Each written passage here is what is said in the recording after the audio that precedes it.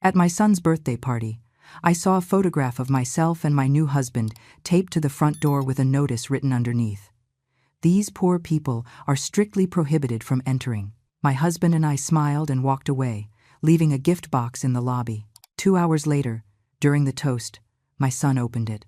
When he pulled out what was inside, the champagne flutes fell from his hands. The sound of crystal shattering against the marble floor came first. Then came the silence, a silence so heavy it seemed to drown the 200 people standing in that ballroom. My son Julian, the successful businessman, the man everyone admired that night, was on his knees. His hands were shaking, his face was white, completely white, as if he had seen a ghost. Victoria, his wife, took a step back, then another. Her eyes were wide as saucers. Someone screamed. The murmurs began to grow like waves. Phones were raised. Flashes started firing. I wasn't there. I had been banned from entering.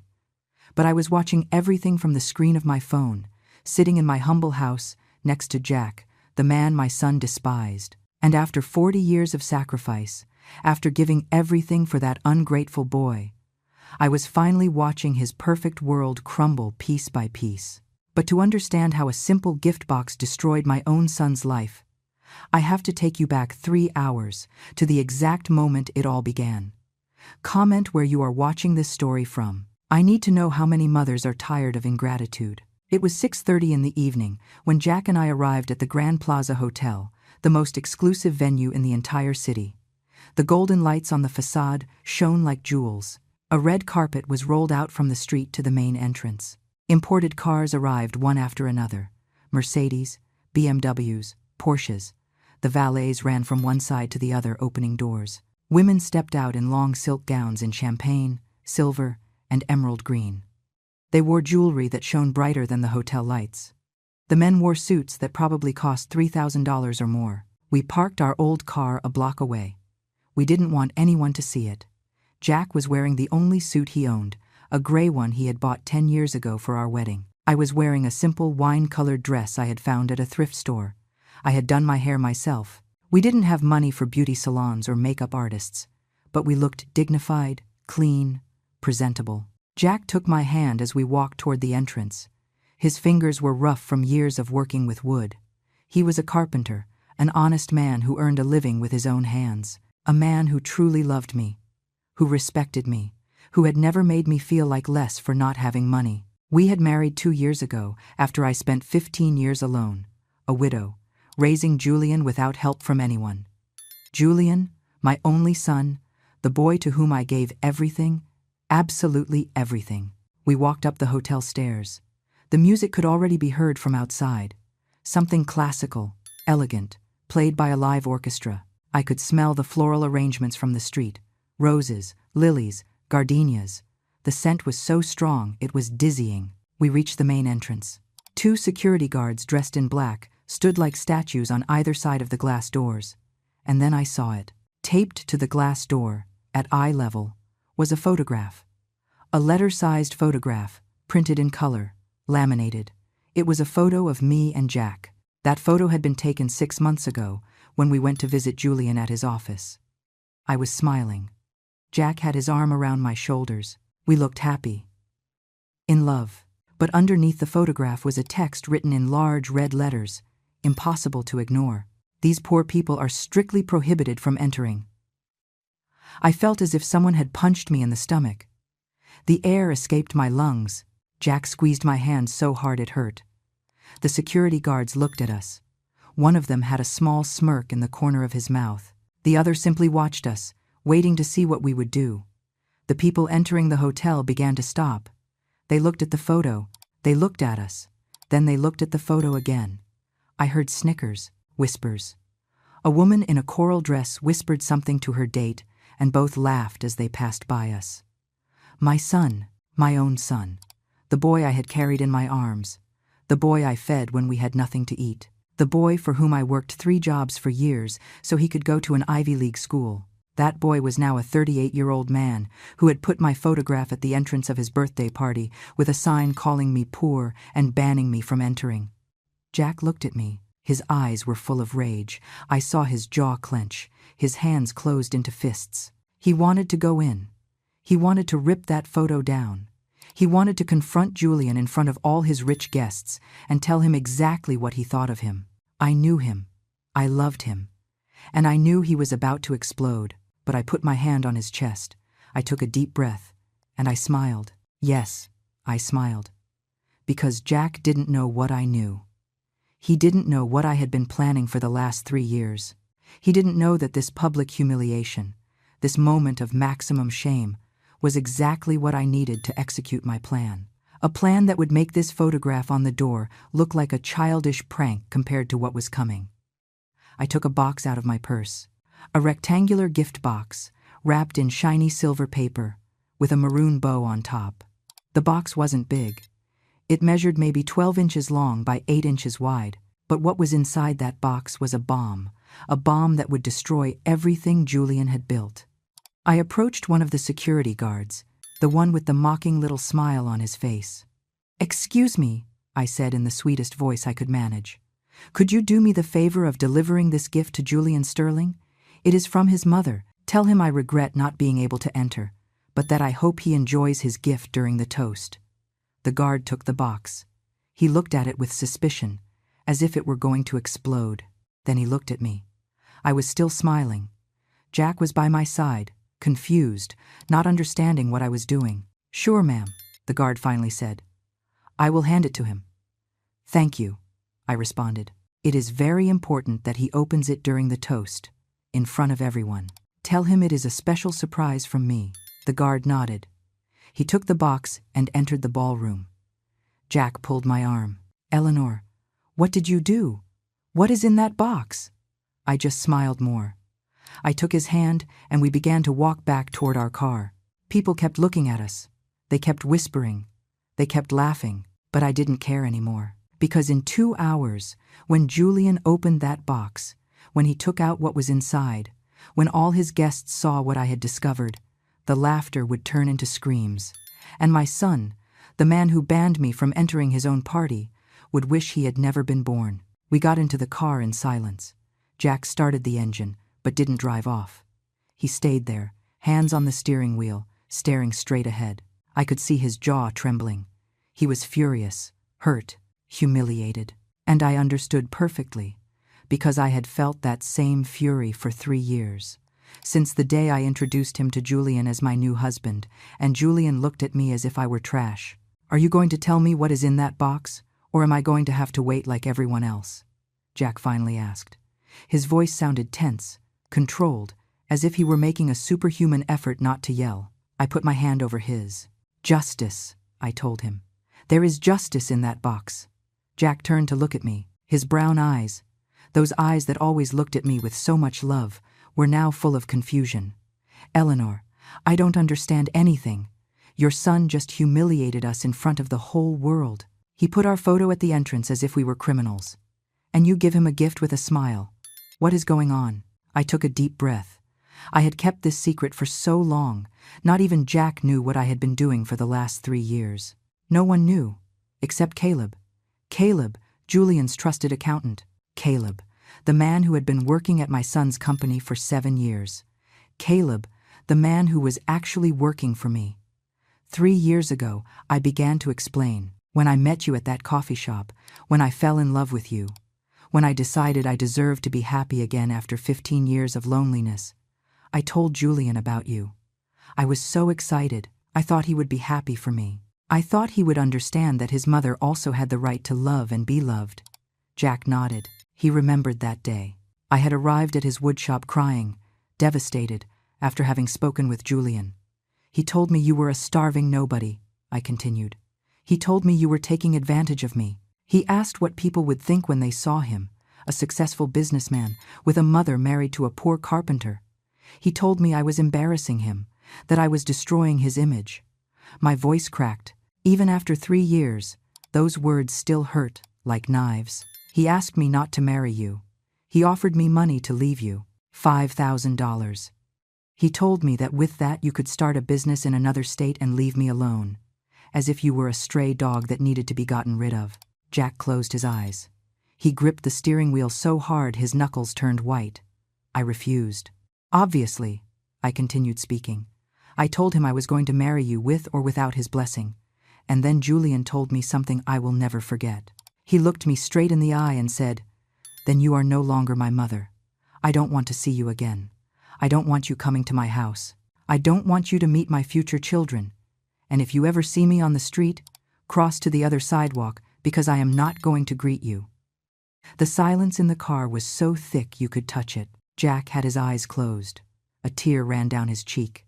He had never known those exact words. I had only told him that Julian didn't approve of our relationship, but I had never told him how cruel my son had been. That day, I continued, when I walked out of Julian's office, when I went down in the elevator and walked the streets crying, I passed a building that had a sign that said, "Sterling Private Investigations and Associates." And something in my head clicked. I thought, if my son can be so cruel to me, the woman who gave him everything, what else is he capable of doing? What else is he hiding? Jack opened his eyes and looked at me with an expression I had never seen on him, a mix of surprise, admiration, and a little fear. "I hired an investigator," I said. "I spent all my savings, $2,000 I had saved for emergencies. I asked him to investigate Julian, his company, his finances, his business relationships, everything." "Eleanor." "Wait," I interrupted him. "Let me finish." The investigator worked for 2 months, and what he discovered was incredible. Julian was not the honest and successful businessman everyone believed. He was embezzling from the company. He had hidden bank accounts. He was stealing money from investors. He had set up a complete financial fraud scheme. Jack's jaw dropped. "What?" "But that wasn't all," I continued. "The investigator told me he needed someone inside the company, someone who could access the internal records, the computers, the confidential files." And then I remembered Caleb, the accountant. Yes, Caleb had worked with my late husband many years ago. He was a young boy then, just graduated. My husband helped him get his first job. Caleb was always grateful to our family. When my husband died, Caleb came to the funeral. He hugged me. He told me if I ever needed anything at all, he would be there for me. I stopped to take a breath. The memories were flowing so fast I struggled to organize them. I went to find Caleb. I told him what Julian had done to me. I told him about the investigator. I told him about the fraud, and I asked for his help. I asked him to infiltrate Julian's company, to get a job there, to earn his trust, and to gather evidence, all possible evidence, and he accepted. Without thinking twice, I answered. He told me he owed everything to my husband, that it was time to pay that debt. So he updated his resume, applied for the accountant position at Julian's company, and they hired him. That was 3 years ago. Jack looked at me as if I were another person, as if he didn't know me. And maybe he was right. Maybe he didn't know this part of me, the part that was capable of planning revenge for 3 years, the part that was capable of infiltrating a spy into her own son's company. For 3 years, I continued, Caleb has been gathering information, documents, emails, audio recordings, bank transfers, fake contracts, everything. Every little piece of evidence of Julian's fraud. And a week ago, Caleb handed me an envelope with everything. Everything I needed to destroy my son. I took my phone out of my purse. I opened an app. A live image appeared on the screen. It was the interior of the ballroom. I could see the tables decorated with ivory tablecloths, the giant floral arrangements in the center of each table, the crystal chandeliers hanging from the ceiling, the orchestra playing in a corner, and in the center of the room, on a special table, was the gift box I had left. My box, surrounded by other gifts that looked tiny in comparison. Caleb installed a hidden camera in the ballroom this morning, I explained, when he came to supervise the decoration. No one suspected a thing, and now we can see everything happening in there. In real time. Jack looked at the screen. His expression was of absolute astonishment. Eleanor, this is madness? I finished the sentence for him, maybe. But my son humiliated me. He rejected me. He treated me like trash. And worst of all, he took something from me that is priceless. My dignity as a mother. So now I am going to take something from him. I am going to take everything he has. His company, his reputation, his freedom. The car was silent again. On the phone screen, guests were starting to arrive. Men in expensive suits, women in dresses that probably cost more than our car. Everyone smiling, everyone happy, everyone celebrating the wonderful Julian Sterling, the businessman of the year, the man who had built an empire from scratch. But I knew the truth. And in less than 2 hours, everyone else would know it too. Jack and I sat in the car, watching the phone screen as if it were a movie. But it wasn't a movie. It was real. It was my son's birthday party. And every person entering that room was one more piece of the puzzle that was about to come together in the most devastating way possible. "Look," I said, pointing at the screen. "There is Mr. Robert Sterling. He is the main investor in Julian's company. He put almost $2 million into the last project." Jack squinted at the silver-haired man who had just walked in. He wore an impeccable black suit and had a woman on his arm who seemed to be half his age. "And what does he have to do with all this?"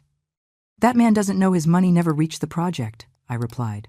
"Julian diverted $1,200,000 to an offshore account in the Cayman Islands. The project is being built with cheap materials, unskilled labor, and forged permits. In 6 months, when the building is finished, it's going to start having structural problems, and Mr. Sterling is going to lose all his money." Jack let out a low whistle. "And that is in the documents in the box." "That and much more," I said. "There are copies of the bank transfers. There are emails where Julian orders Caleb to falsify the financial reports. There are photographs of the poor quality construction materials. There is everything." On the screen, more people kept arriving. I recognized several of them. The mayor of the city, the director of the biggest bank in the state, 3 congressmen, powerful businessmen, all friends of Julian, all believing they were at the party of an honorable man. "There is Victoria," I murmured when I saw my son's wife appear on the screen. She wore a long gold dress, which probably cost $20,000. Her blonde hair was styled in an elegant bun. She had a diamond necklace that shone even through the camera. She looked like a queen, like the perfect woman for the perfect man. But I knew Victoria was as fake as my son. She came from old money. Inherited money. Money that didn't exist anymore, because her father had lost it all in bad investments. When Victoria met Julian 5 years ago, she saw an opportunity. She saw a young, ambitious man with a growing company, and she latched onto him like a leech. It was Victoria who convinced Julian to distance himself from me. It was she who told him I was a hindrance to his image. It was she who suggested he cut me out of his life when I announced my engagement to Jack. I know because Caleb heard those conversations. Caleb was there when Victoria told Julian, "Your mother is an embarrassment. What are our friends going to think when they know she is married to a carpenter? You have to distance yourself from her." And Julian obeyed, like a trained puppy. "That woman is going to be the first to abandon him when everything blows up," I said, pointing at Victoria on the screen. "The moment she sees the money is gone, she is going to disappear. She probably already has another rich man in her sights." Jack put his hand on my shoulder. "Eleanor, are you sure about this? Once we open that box, there is no turning back. Your relationship with Julian will end forever." I turned to look at him. The streetlights illuminated his face. That honest face, full of wrinkles that came from hard work and the sun. That face that looked at me with love every morning. That face Julian had called ordinary and low class. "My relationship with Julian ended 3 years ago," I said with a firm voice. "The day he put my photo on that door, he only confirmed what I already knew. My son is dead. The boy I raised, the boy who hugged me and told me I was the best mother in the world. That boy no longer exists. What exists now is a monster. A monster who scams people, who steals, who lies, who has no heart." Tears began to run down my cheeks, but I didn't wipe them away. I let them fall, because they were the last tears I was going to shed for Julian. After tonight, I wasn't going to cry anymore. I wasn't going to feel that pain in my chest every time I thought of him. I wasn't going to ask myself where I went wrong as a mother. 40 years, I whispered. 40 years I gave that boy. When his father died, Julian was 10 years old. We were so poor that sometimes we didn't even have enough to eat. I worked cleaning houses during the day. I worked at a bakery during the night. On weekends, I washed other people's clothes to earn a few extra dollars. Everything, absolutely everything, was so Julian could have food, clothes, education. Jack knew this story. I had told him one night, lying in bed, when he asked why I had so many scars on my hands. I told him about the years of scrubbing floors with harsh chemicals, about the burns I got in the bakery taking bread out of the oven, about the times my hands bled from washing clothes in cold water. When Julian was 18 and was accepted into the university, I didn't have the money to pay tuition, I continued. It was a private university, very expensive, $15,000 a semester, impossible for me. But Julian had worked so hard. He had gotten the best grades. He deserved to go to that university. I paused. This memory always hurt me especially. My sister Sarah had a house. A small house, but it was hers. She offered to sell it and give me the money for Julian's education. I told her no. I couldn't accept that sacrifice. But she insisted. She told me, "He is your son, Eleanor. He is my nephew. We have to help him." So she sold her house. She gave me the $80,000 they paid her. And with that, I paid for Julian's 4 years of university. Jack squeezed my hand. He knew what was coming. Sarah had to go live in a small apartment, to rent. She could never buy another house again. When she was diagnosed with cancer 2 years ago, she didn't have money for the treatment. I asked Julian for help. I begged him. I told him his Aunt Sarah had sold her house so he could study. That without her, he would never have gone to college. That he would never have built his company. That he owed her everything. The rage began to rise up my throat like hot lava. And do you know what he told me? He told me he didn't owe anyone anything. That he had built his success with his own effort. That it wasn't his problem that Sarah was sick. He gave me $500 and told me not to bother him again with those things. Jack let out a curse under his breath. Sarah died 6 months later. I finished. She died in a public hospital, in a bed shared with another patient, without the treatments she needed. And Julian didn't even go to the funeral. He said he had an important business meeting, a meeting more important than saying goodbye to the woman who sacrificed her home for him. The phone vibrated in my hand. It was a message from Caleb. "It is almost time for the toast. Everything is ready. The box is in position. The cameras are working. Some journalist friends of mine are mixed among the guests. When this explodes, it is going to be on all the news." I showed the message to Jack. He read it and nodded slowly. "Journalists?" he asked. "Caleb invited 3 investigative reporters," I explained. He told them they were going to witness the fall of the businessman of the year. He gave them a preview of the story. They are there with hidden cameras and recorders. When Julian opens that box, when everything comes to light, they are going to document every second. And tomorrow morning, my son's face is going to be in all the newspapers, in all the news, on all the TV channels. On the phone screen, the ballroom was completely full now. The tables were occupied. Waiters served champagne in crystal glasses. The orchestra played soft music. Everything was elegant, refined, perfect. And in the center of it all, on a table specially decorated for gifts, was my box. The silver box with the maroon bow. Small, discreet, deadly. Julian appeared on the screen. My son, tall, with black hair slicked back with gel. He wore a charcoal gray suit that probably cost $5,000. He had a watch on his wrist that shone so much it was noticeable even in the image. A Rolex, $50,000 on his wrist, while his mother lived in a house where sometimes she had to decide between paying the electricity or buying food. Julian was smiling, hugging people, shaking their hands, laughing at jokes that probably weren't funny, acting like the perfect host, like the successful man everyone admired. But I saw beyond that facade. I saw the 10-year-old boy who cried in my arms when his father died.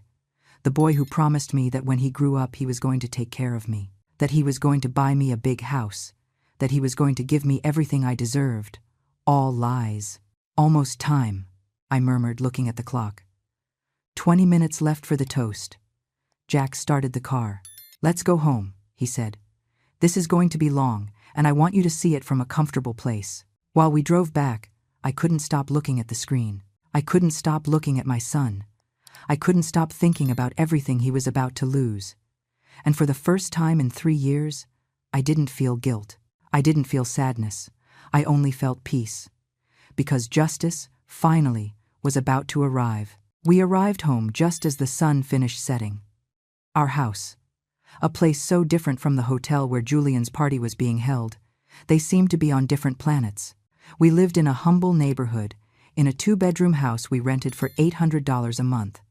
The walls needed painting. The ceiling had a damp spot in the corner. The furniture was old, bought at garage sales or given by neighbors, but it was our home. Jack had built the living room shelves with his own hands. He had repaired the kitchen table we found on the street. He had sanded and varnished the chairs until they looked like new. Every corner of this house had his love, his work, his dedication. I sat on the worn brown sofa. Jack went to the kitchen and returned with 2 cups of hot tea. He sat next to me and put his arm around my shoulders. I placed the phone on the coffee table so we could both see the screen.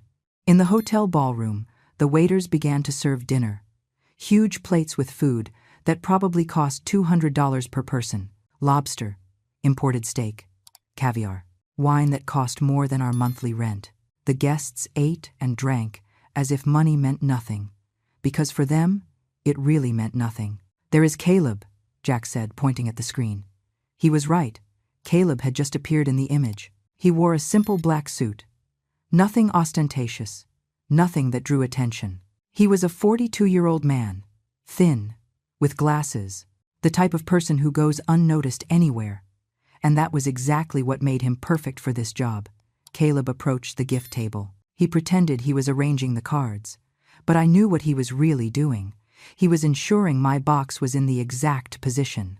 He was checking that the hidden cameras had the perfect angle. He was setting the stage for the most important moment of the night. My phone vibrated. Another message from Caleb. "All set.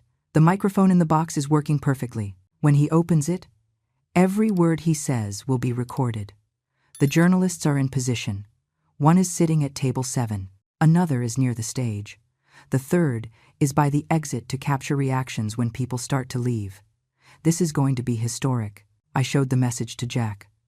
He shook his head, still unable to believe what we were doing. "How many times did you check that everything was correct?" he asked me. "Hundreds," I answered. "Caleb and I have planned every detail for months. Every document is verified. Every signature is authenticated. Every bank account number is confirmed. There is no way Julian can say it is fake. There is no way he can escape." On the screen, Julian was standing now, gently tapping his glass with a knife to get everyone's attention. The sound resonated through the hall. Conversations stopped. The music stopped. Everyone turned to look at him. "Ladies and gentlemen," Julian began with that confident and arrogant voice he had developed over the years. "I want to thank everyone for being here tonight, for celebrating one more year of life with me. But more than that, for celebrating another year of success for our company." Applause filled the room. People raised their glasses. Julian smiled like a king, receiving tribute from his subjects. 10 years ago," he continued, "I started this company with nothing more than an idea and a lot of determination. Today, we are one of the most important real estate development firms in the state. We have built 50 buildings. We have generated thousands of jobs. We have transformed this city." More applause, more smiles, more adulation. I felt nauseous listening to him. "I started with nothing," he had said, as if I didn't exist, as if all those years of sacrifice meant nothing, as if my sister Sarah hadn't sold her house to pay for his education, as if 40 years of my life dedicated to him were invisible. "And none of this would have been possible without the support of incredible people," Julian continued. "My wife, Victoria, the love of my life." Victoria stood up and blew him a kiss. The room erupted in applause again. She smiled with that perfect, fake smile she practiced in front of the mirror. "My business partners, my investors, my friends, all of you have trusted me and my vision. And I want you to know that that trust will never be betrayed." Jack let out a bitter laugh. "Never be betrayed. What irony!" "Wait for it," I told him. "The best part is coming." On the screen, Julian approached the gift table. "And now," he said with a smile, "comes my favorite moment of the night, seeing what wonderful gifts my generous friends have brought me." People laughed. Some shouted things like, "Open it," or This year we outdid you. Julian began to open the gifts one by one. A gold pen from the mayor, a limited edition watch from a business partner, a bottle of whiskey that cost $3,000, tickets to a VIP box at the stadium. Every gift was more extravagant than the last. And then his eyes fell on my box. The silver box with the maroon bow. "And this one?" he asked, picking it up. "It has no card." One of the security guards approached quickly. He whispered something in his ear. I saw Julian's expression change. First, confusion. Then annoyance. Then something that looked like cruel amusement. "Ah," he said aloud for everyone to hear. "It seems this gift is from my mother." There was an uncomfortable silence in the room. Some people looked at each other. Others looked down at their plates. Because everyone knew. Everyone had seen the photograph at the entrance. Everyone knew I had been banned from entering. "My dear mother," Julian continued with a tone of voice that was half mockery, half contempt. "The woman who decided to marry a carpenter and become the shame of the family. I wonder what gift she has brought me.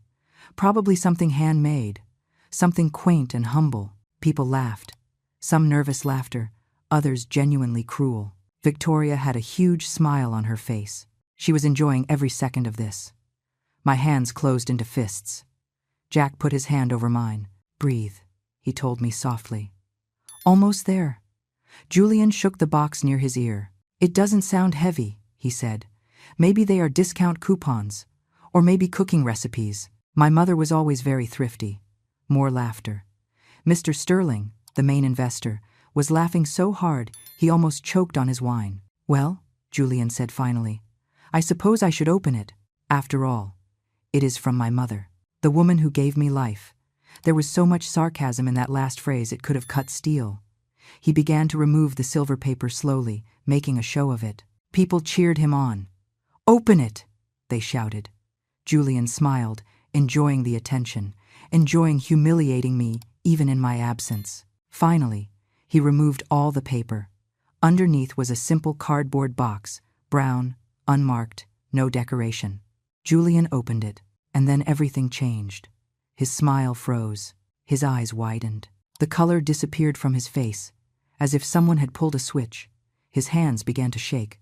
"What is that?" Victoria asked, approaching. "What did she give you?" Julian didn't answer. He couldn't. He was paralyzed, looking into the box as if he had just seen his own death. Because that was exactly what he was seeing. His death. The death of everything he had built with lies and fraud.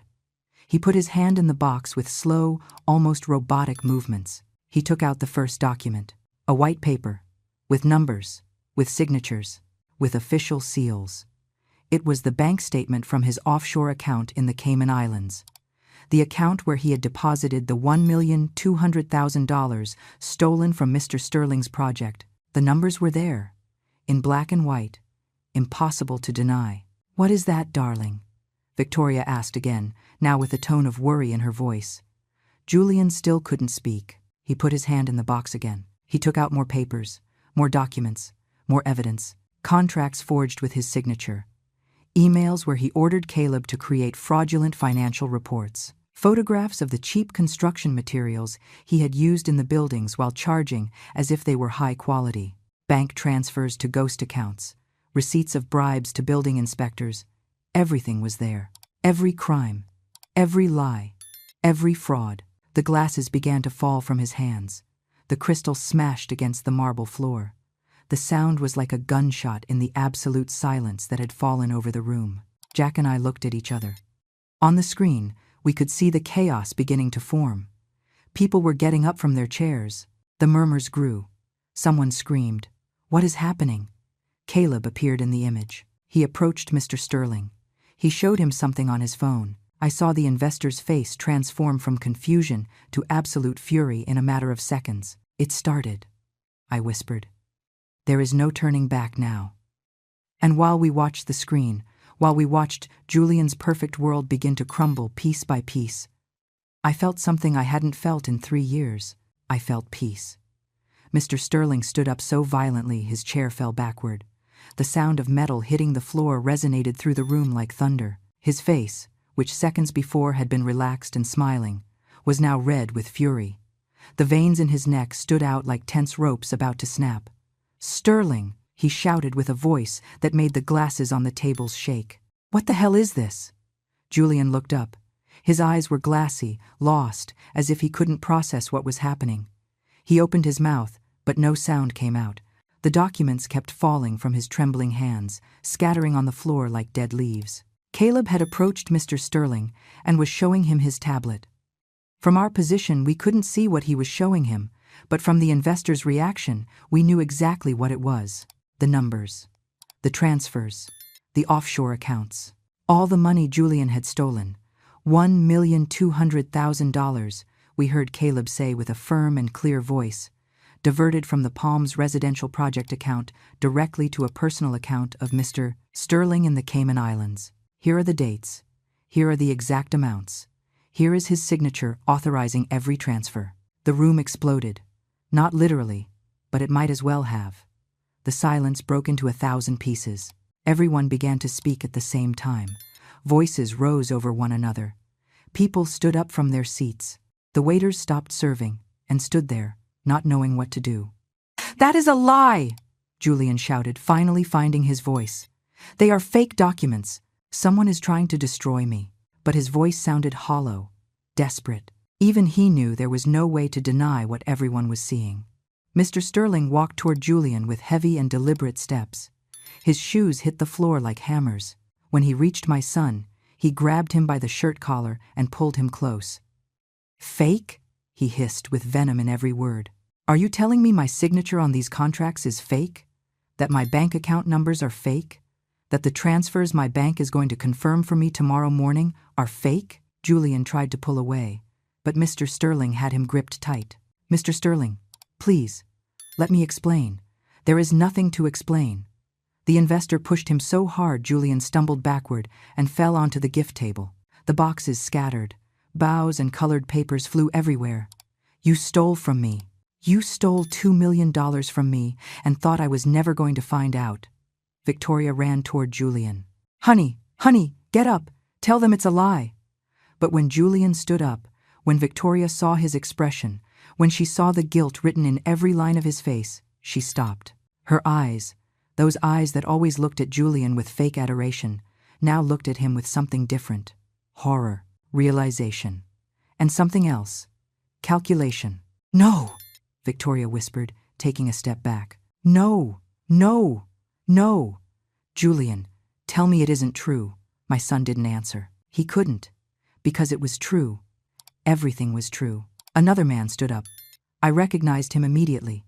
It was Mr. Patrick O'Connell, another major investor. He had put $800,000 into a different project, an office complex that was supposedly already finished, but in reality was still under construction with third-rate materials. Caleb called out to Mr. O'Connell with a trembling voice. "My project is there too." Caleb nodded gravely. Executive Tower Project. $650,000 diverted. Construction materials bought at 1/3 of the budgeted price. The difference deposited in Mr. Sterling's personal accounts. Mr. O'Connell put his hands to his head. My God, I am going to lose everything." And then it was like seeing dominoes fall. One after another, one investor after another stood up. One shouted, "Another cursed." Another pulled out his phone to call his lawyer. The chaos was absolute. The elegant birthday party had turned into a nightmare scene. The 3 journalists Caleb had invited were recording everything. I could see them moving through the crowd, capturing every angle, every reaction, every moment of destruction. Tomorrow this would be on all the newscasts, in all the newspapers, on all social media. Silence. The voice came from the back of the room. It was a female voice, strong, authoritative. Everyone turned around. A woman of about 50, dressed in a pearl gray pantsuit, walked toward the center of the room. She held a badge in her hand, a gold badge that shone under the lights. "I am District Attorney Catherine Vance," she announced, showing the badge for everyone to see. "And I am here because I received an anonymous tip about fraudulent activities related to Sterling Developments." Jack looked at me with eyes wide open. "You called the police?" I shook my head. It wasn't me. It was Caleb. 3 days ago, he sent a complete package with all the evidence to the district attorney's office. He told them that tonight, at this party, they were going to have the opportunity to arrest Julian in front of everyone he had swindled. DA Vance approached Julian. 2 more officers entered the room behind her. They wore uniforms. They carried handcuffs. The situation had just gotten 100 times more real. "Mr. Julian Sterling," the agent said with a clear and professional voice, "you are under investigation for financial fraud, embezzlement of funds, forgery of documents, and tax evasion. You are going to need to come with us to answer some questions." Victoria let out a scream, not a scream of sadness, a scream of pure panic. Because she knew what this meant. She knew the money, the status, the life of luxury, everything was about to disappear. "I didn't know anything," Victoria shouted, pointing at Julian. "I didn't know what he was doing. This is his fault. Only his." The speed with which she abandoned my son was impressive. Not even 5 minutes had passed since the fraud was discovered, and she was already betraying him publicly. Julian looked at her with an expression of complete bewilderment. "Victoria?" "No." She recoiled as if he had a contagious disease. "Don't talk to me. Don't come near me. You lied to me. You told me the business was legitimate. You told me we were rich because of your talent." She took off her wedding ring, the diamond ring that cost $120,000. She threw it on the floor in front of Julian. The metal bounced once, twice, 3 times before stopping. "Keep your ring," Victoria spat. "Keep everything. I don't want anything from you. Nothing from a criminal." And then, in front of 200 people, in front of the journalists' cameras, in front of the furious investors and the police, Victoria turned around and began to walk toward the exit. Her heels clicked on the floor. Her gold dress shone under the lights. She didn't look back a single time. "Coward," Jack murmured, looking at the screen. "She is a complete coward." I said nothing. I just watched. I watched as everything fell apart. I watched as my son, the man who had humiliated me, who had put my photo on the door with a cruel sign, was now being humiliated in the same way, but multiplied by 1,000. DA Vance moved closer to Julian. "Mr. Sterling, I need you to come with me." "Wait," Julian said with a broken voice. "Wait, please. There is a mistake. There has to be a mistake." "There is no mistake," the agent responded. "We have bank documents. We have emails. We have testimonies. We have enough evidence to press criminal charges against you." Julian looked around desperately, looking for help, looking for an ally, looking for someone to say this was a nightmare and he was going to wake up soon. But there was no one. The investors looked at him with hatred. The other guests looked at him with contempt or with morbid curiosity. The employees of his company who had come to the party now backed away, trying to get as far as possible from him. No one wanted to be near the man who had just been exposed as a fraud. Julian finally called out to Caleb. "Caleb, you are my accountant. You know this is a misunderstanding. Tell them the numbers are wrong, that there is an explanation." Caleb walked forward. He stood in front of Julian, and for the first time in 7 years of working together, he looked him straight in the eye without submission, without fear, with something that looked like cold satisfaction. "There is no misunderstanding, Julian," Caleb said with a calm voice. "The numbers are correct. The accounts are real. The transfers are documented. Everything is true." Julian looked at him without understanding. But you are my employee. You work for me." Caleb smiled. It wasn't a big smile, just a small movement at the corners of his lips. But it was enough. "No," Caleb said. "I never worked for you. I worked for your mother." The silence that followed was so deep, I could hear my own heart beating through the phone. Julian blinked. Once, twice, as if his brain couldn't process those words. "What? Your mother, Eleanor," Caleb continued. "The woman you humiliated? The woman you banned from entering your party? The woman who sacrificed 40 years of her life for you? She hired me 3 years ago. She asked me to infiltrate your company, to gather evidence of your crimes. And that is exactly what I did." Julian's face transformed. It went through shock, through confusion, through realization, and finally landed on something resembling absolute terror. "No," he whispered. "No, that isn't possible. It is more than possible, Caleb said. It is the truth. Every document you see here, every number, every piece of proof, I collected. For 3 years. And your mother kept it all, waiting for the perfect moment to destroy you. The murmurs began again. Louder, more intense. The story had just gotten even more dramatic. It wasn't just a fraud discovered by accident. It was revenge. Planned. Executed. Perfect. Julian fell to his knees. It wasn't dramatic. It wasn't theatrical. Simply his legs stopped holding him, and he collapsed on the marble floor like a building coming down. The documents he was still holding scattered around him, forming a perfect circle of incriminating evidence. My mother whispered, looking into the void. My mother did this. D.A. Vance signaled to the 2 officers. They approached Julian with handcuffs ready. But before they could touch him, my son looked up at Caleb with eyes full of tears. Why? He asked with a broken voice. I trusted you. I paid you well. I treated you with respect. Why did you betray me? Caleb crouched down until he was at Julian's level. When he spoke, his voice was soft but full of something that sounded like ancient justice. Because your mother saved my life when I was young, Caleb said. Your father, the good man your father was, gave me my first opportunity when no one else did. He gave me a job when I had nothing. He treated me like family. And when he died, your mother told me I could always count on her. That family takes care of each other. He paused. His eyes hardened. But you don't know anything about family, do you, Julian? You forgot everything your mother did for you. You forgot how she worked 3 jobs to feed you. You forgot how your Aunt Sarah sold her house to pay for your college. You forgot everything except your pride and your ambition. He stood up. He looked down at Julian with a mix of pity and contempt. So when your mother asked me for help, when she told me how you had treated her, when she showed me the photo you put on the door tonight, I didn't think twice.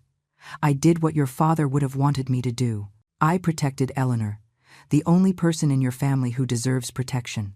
The camera flashes exploded. The journalists were capturing every word, every expression, every second of this revelation that was more dramatic than any movie. Mr. Sterling approached again. He wasn't furious anymore. Now there was something worse on his face. There was coldness, the type of coldness that comes right before total destruction. Sterling, he said with a calm voice. Tomorrow, first thing in the morning, I am going to file a civil lawsuit for the $2 million you stole from me. I am also going to press criminal charges, and I am going to personally ensure that every investor, every client, every person you swindled, does the same. When we are done with you, you are going to have nothing. No money, no company, no reputation, nothing. Other investors approached, forming a semicircle around Julian. They all had the same expression. They had all reached the same decision. I am also going to sue you, said Mr. O'Connell. And me, added a woman in a silver dress who had invested $500,000 in another project. All of us, said another man. We are going to destroy you legally. We are going to take down to the last penny. Julian looked at them one by one. His face was pale as death. Sweat ran down his forehead. His hands shook uncontrollably. Please, he begged. Please, we can fix this. I can pay you back your money. I can. With what money? Interrupted Mr. Sterling with a bitter laugh. With the money you stole? With the money that is in offshore accounts that are now frozen by court order? You have nothing, Sterling. Absolutely nothing. D.A. Vance approached finally. Mr. Sterling, I need you to stand up. Julian didn't move. He was in shock, completely paralyzed by the magnitude of what he had just lost in less than 30 minutes. The 2 officers grabbed him by the arms and lifted him up. His legs could barely hold him. They dragged him more than walked him toward the exit of the room. Wait! The scream came from the entrance. Everyone turned. It was Victoria. She had returned. But she didn't come alone. She brought 2 men in suits behind her. Lawyers. She had gone to get lawyers. For a second I thought she had returned to help Julian. That maybe, deep down, she still cared somewhat about her husband. But then she spoke. D.A. Vance, Victoria said with a firm voice. I want to file for divorce immediately. And I want to make it clear that I knew nothing about my husband's criminal activities. These are my lawyers. They are going to represent me to ensure that I am not considered an accomplice to his crimes. Julian looked at her as if he had just been stabbed in the heart. "Victoria, don't talk to me," she cut him off with absolute coldness. "I have nothing to say to you. My only mistake was marrying you. But that mistake ends today." She turned around again. This time not with drama, but with determination. The lawyers followed her, and Julian stood there, watching as the woman he had been married to for 5 years abandoned him without even looking back. The officers began to move him toward the exit. People parted in his path, as if he had a contagious disease. No one wanted to be near him. No one wanted to be associated with him. In a single night, he had gone from being the most admired man in the room to being the most despised. Just when they were about to take him out of the room, Julian stopped. He turned toward the cameras, toward the journalists, toward everyone watching him. "My mother did this," he screamed with a desperate voice. "She planned everything. She destroyed me." The silence was sepulchral. And then someone began to laugh, a soft laugh at first. Then another person joined in, and another, until the whole room was full of laughter. Laughter of disbelief, laughter of irony. Because even now, even after being exposed as a criminal, Julian was trying to blame someone else. He was trying to play the victim. Caleb took a step forward. He took out his phone and tapped the screen. From the room's sound system, a recording began to play. A recording of a conversation. It was Julian's voice. Clear, unmistakable. "I don't care if the materials are poor quality. The important thing is that they look good. The inspectors are paid off. No one is going to really check. And by the time problems start, we will have already collected everything and the money will be safe in the Caymans." The recording continued. Another conversation. This time with a contractor. "Fake the invoices. Put that we bought premium materials, but use the cheap ones. We deposit the difference in the account I gave you, 50-50. One more. This time with Victoria. Don't worry, babe. The investors are idiots. They believe everything I tell them. We are going to be millionaires before they realize I swindled them." The laughter stopped. The horror returned, because there it was. The definitive proof. Not just documents, not just numbers, but his own voice confessing his crimes. Julian collapsed.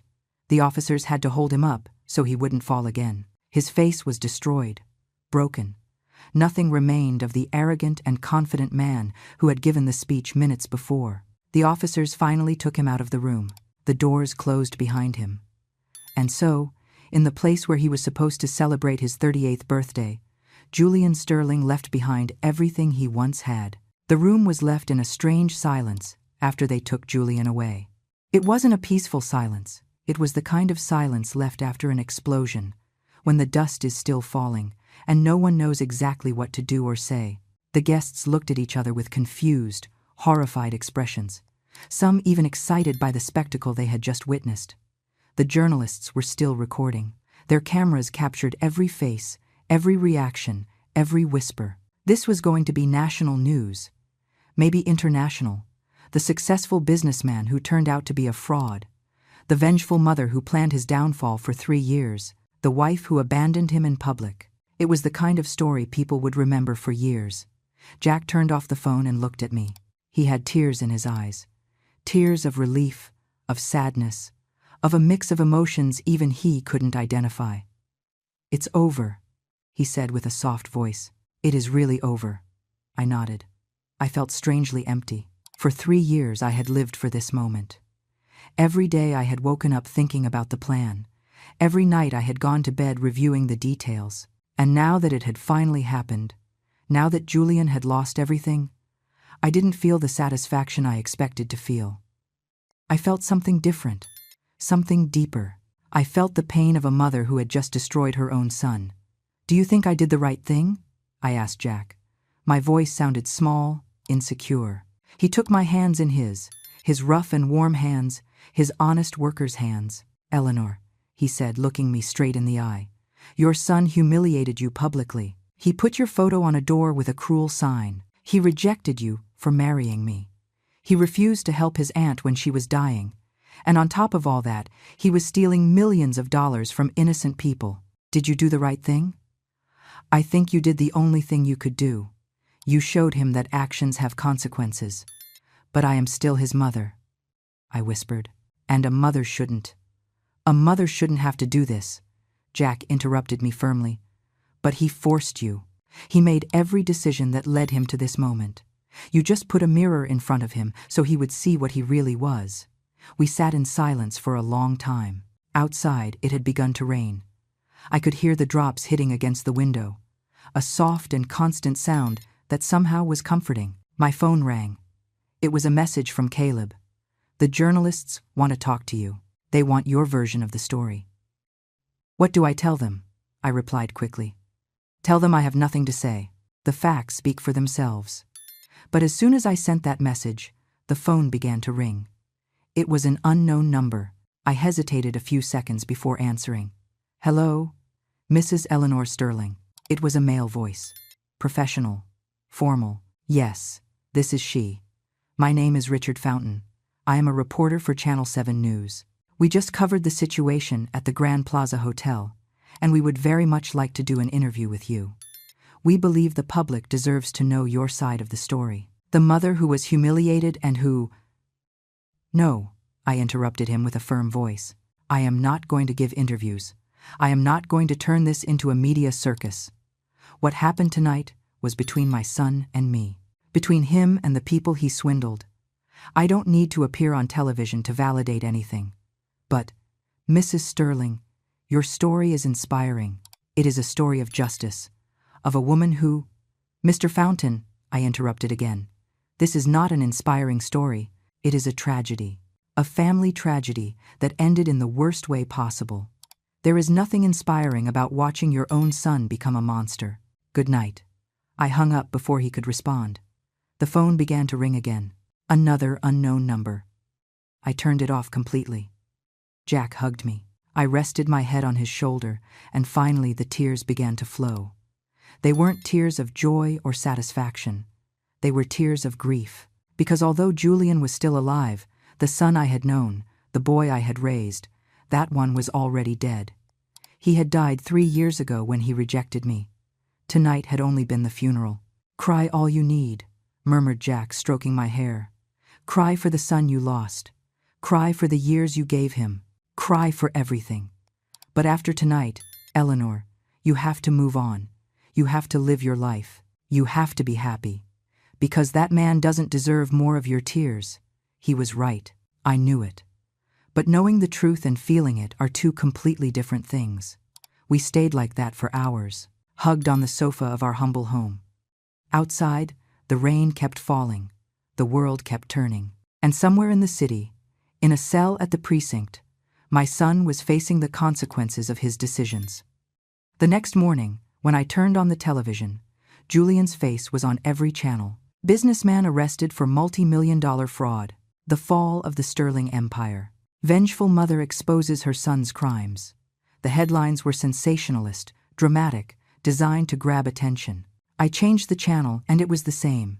His photo, images from the party, video of him being taken out of the hotel in handcuffs, interviews with furious investors, statements from Mr. Robert Sterling promising to destroy him legally. And then Victoria appeared. She had given a press conference. She wore a sober black dress, no jewelry, her hair pulled back in a simple bun. She looked like a grieving widow. I am devastated, she said on the screen with a trembling voice. I had no idea what my husband was doing. I believed he was an honest man, a hard-working man. Discovering he was a criminal has been the hardest blow of my life. Liar, consummate liar. But people believed her. The comments on social media were on her side. Poor woman. She is also a victim. How brave for leaving him. I turned off the TV. I couldn't watch anymore. Jack entered the living room with 2 cups of coffee. He sat next to me. The journalists are outside, he said calmly. There are like 10 vans, cameras, reporters. Everyone wants to talk to you. I looked out the window. He was right. Our quiet street had turned into a media circus. Curious neighbors peeked out from their windows. Reporters knocked on our door every 5 minutes. I am not going out, I said firmly. I am not going to give them what they want. I know, Jack responded, but eventually they are going to get tired of waiting. Or you are going to have to go out to go to work, to buy food, to live your life. You can't stay hidden forever. He was right again. But for now, for this day, I just wanted to be at peace. I just wanted to process everything that had happened. I just wanted to find a way to move on. The house phone began to ring. I let it ring. After 10 rings, it stopped. 30 seconds later, it began again, and again, and again. "I'm going to unplug it," said Jack, getting up. "Wait," I stopped him. "Let me see who it is." I picked up the phone. The caller ID showed a number I recognized immediately. It was my sister, Sarah. Well, not my sister. It was her husband. Sarah had died 2 years ago. I answered with trembling hands. "Eleanor." It was James's voice, Sarah's widower. "Yes, it's me. I saw the news," he said with a soft voice. "Everyone saw them, and I just wanted to call to tell you something." I waited. My heart was beating fast. "Sarah would be proud of you," James continued. "She suffered a lot when Julian refused to help her. She died feeling abandoned by the nephew she loved so much. But if she could see you now, if she could know what you did, she would be proud. Because you showed him that actions have consequences, that no one, not even your own son, can treat you like trash without paying a price." Tears came back to my eyes. "Thank you, James," I managed to say. "That means a lot to me. Take care, Eleanor. And don't let the journalists make you feel guilty. You did the right thing." We hung up and I stayed there, holding the phone, feeling a little less weight in my chest.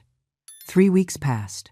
3 weeks in which the scandal didn't stop growing. Every day, there were new revelations, new investors filing lawsuits, new victims of Julian's fraud coming to public light. The DA had expanded the investigation and discovered that my son's crimes were even worse than Caleb and I had documented. He had swindled more than 50 people. He had diverted more than $5 million in total. He had built buildings that didn't meet basic safety codes. He had bribed inspectors, forged government documents, evaded taxes for years. It was a complete empire built on lies and crimes. The media didn't tire of the story. Every day there was a new angle. The fake businessman, the mother who destroyed her son, the spy accountant. It was like a soap opera the whole city followed religiously. I stayed locked in the house during those 3 weeks. I didn't speak with any journalist. I gave no statement. Jack went to the supermarket early in the morning when there were fewer reporters outside. My neighbors, who at first were annoyed by the media circus, eventually began to protect me. They told the journalists to leave me alone. That, I had nothing to say. Caleb came to visit me once a week. He brought me updates on the case. He told me how the investigation was advancing, how more victims kept appearing, how the civil lawsuits piled one on top of another. "They are going to take everything from him," Caleb told me on one of his visits. "The company was already seized by the government. His bank accounts are frozen. His house is being foreclosed. His cars, his investments. He is going to end up with nothing." I just nodded. I didn't know what to feel. Part of me felt it was what he deserved. Another part, that maternal part that never completely dies, felt pain for what he was suffering. "How is he?" I finally asked. It was the first time I dared to ask. Caleb sighed. "Bad. Very bad. He is in pre-trial detention awaiting trial. His lawyer says he is probably going to receive a sentence of 15 to 20 years. The prosecutors have too much evidence. There is no way he gets out of this. 15 to 20 years. My son was going to spend the best years of his life in a cell. He has asked about me."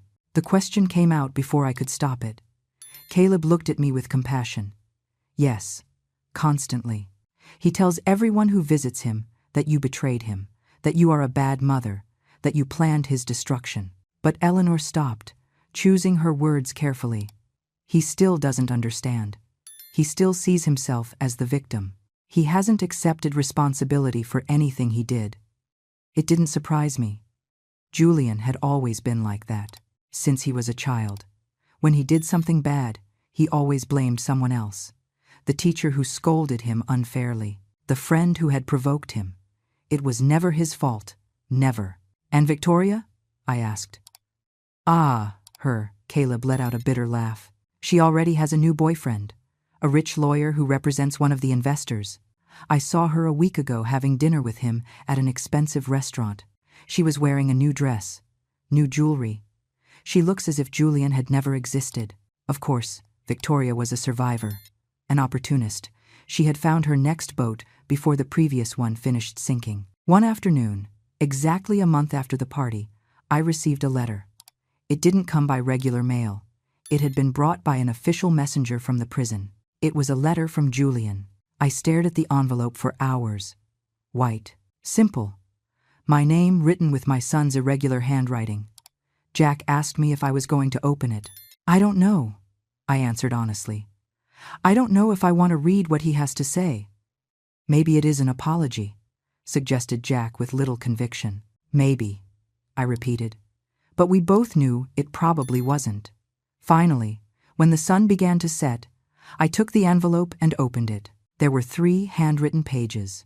The handwriting was sloppy, scrawled with urgency or rage. I began to read. Mom, I hope you are happy. I hope you are celebrating my destruction. I hope you feel satisfied knowing you ruined my life. Everything I built, everything I worked for, everything disappeared because of your revenge. And why? Because I didn't approve of your marriage to a poor carpenter? Because I told you the truth about what I thought. My hands shook as I kept reading. You raised me to be successful, to be better, not to settle for the poverty you accepted. And when I finally achieved it, when I finally escaped that miserable life, you couldn't stand it. You couldn't stand seeing that I was better than you. So you decided to destroy me. Every word was like a knife. There was no regret. There was no understanding. Only rage and accusations. Everything I did to get ahead. To give a better life to my family. Yes, I took some shortcuts. Yes, I moved money in ways that maybe weren't completely legal. But do you know what? All successful businessmen do it. It is part of the game. And I was winning until you decided to ruin everything. He still didn't understand. He still didn't see his crimes as crimes. He saw them as business strategies. I hope you can live with what you did. I hope when you look in the mirror you can stand to see a mother who destroyed her own son. Because that is what you are. A cruel mother who preferred revenge over love. The letter ended without a goodbye. Without a signature. It just ended. I let the pages fall to the floor. Jack picked them up and read them quickly. His expression darkened with every paragraph. This is, he began to say, but didn't find the words. This is Julian, I finished for him. This is exactly who he is. A man who is never going to accept responsibility for his actions. A man who is always going to blame others for his failures. That night I couldn't sleep. The words of the letter spun in my head. A cruel mother who preferred revenge over love. Was that what I was? Was that what I had done? I got up and went to the kitchen. I made tea and sat by the window. Outside the street was empty. The journalists had finally gone. They had found new scandals to cover, new stories to tell. We were already old news. I thought about all the decisions I had made in my life, about how I had worked until my hands bled to give Julian a good life, about how I had sacrificed everything for him, about how, in the end, he had chosen to reject me for money and status. And I thought about the victims, about Mr. Sterling, who lost $2 million, about Mr. O'Connell and his family, about all the people who trusted Julian and were betrayed. Didn't they deserve justice? Jack appeared in the kitchen. He sat in front of me without saying anything. He was just there, accompanying me in the silence. Do you think I am a bad mother? I finally asked him. He looked at me for a long time before answering. I think you are a mother who loved too much, who gave too much. And when that love was rejected, when that sacrifice was spat upon, you took the only decision you could take. You protected others from being hurt the same way you were hurt. But he is still my son. Yes, nodded Jack. And he always will be. But Eleanor, being a mother doesn't mean allowing your son to destroy others. It doesn't mean protecting him when he is doing terrible things. Sometimes, being a mother means doing the hardest thing. It means saying no. It means setting boundaries. It means letting him face the consequences. He was right. In the bottom of my heart, I knew he was right. But that didn't make it hurt less. Is he ever going to forgive me? I asked. Jack took my hand. Probably not. Probably he is going to spend the rest of his life blaming you for everything. But that is his decision. His choice. You did what you had to do. Now he has to decide what kind of man he wants to be when he gets out of prison. If he wants to keep being a victim, or if he finally wants to accept responsibility and change. We sat there until the sun began to rise. And while I watched the first rays of light illuminating the sky, I felt something I hadn't felt in a long time. I felt peace. 6 months passed. Julian's trial was public and extensive. It lasted 3 full weeks. The prosecutors presented mountains of evidence, documents, recordings, victim testimonies. Caleb testified for 2 full days, explaining with precise details every fraudulent transfer, every forged document, every lie Julian had constructed. I didn't go to the trial. I couldn't. I didn't have the strength to sit in that courtroom and see my son being judged publicly. But Jack went every day. He returned home and told me what had happened. He told me how Julian looked smaller and smaller, more defeated, more broken.